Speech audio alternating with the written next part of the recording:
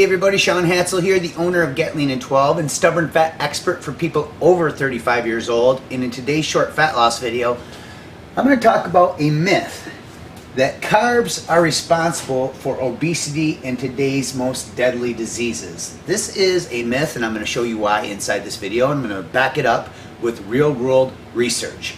The fact is, strategically, that's the key word, eating more carbs the right way, which I'll show you inside this video, can optimize hormones and help you burn more belly fat.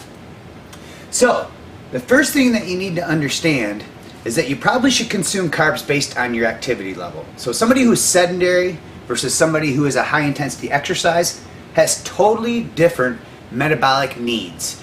And a person who is a high intensity exerciser, it's in their best interest to eat lots of carbs. Now somebody who's more sedentary, you have to be more strategic about it by avoiding specific carbohydrates that can spike your blood sugar and be inflammatory. So let's talk about why carbs do not make you fat and why this is a myth. So first example is the Tarahumara and Catawbans. These are tribes, and I don't know if I said it the right way, but these are tribes that thrived on 70% carbohydrates, and obesity and disease were basically non-existent in their tribe.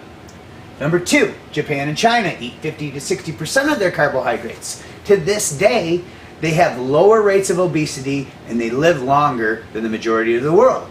Number three, blue zones. So there's several blue zones across the world that we have identified that the people who live in these blue zone areas have more people that live to be 100 than the rest of the world. Well, guess what? Most of them are thriving on a high carb diet that's over 50% carbohydrates. Last example is the 60-day potato diet. So Chris Voigt is the commissioner of the Washington Potato Commission. And what happened was the government tried to remove potatoes from the school lunch program, so Chris decided to protest and he ate nothing but potatoes for 60 days straight. Now, obviously he wasn't deep frying french fries. He was eating these potatoes in a healthy way. But he ate 20 potatoes a day for 60 days, and when he was done, he was 22 pounds lighter. His glucose markers, his cholesterol, and his triglycerides all improved dramatically more than they would have improved on a prescription drug. So, I would never ever advocate doing an all potato diet. That's just silly. It just goes to prove the point though, that despite all the bad press, carbs don't necessarily make you fat.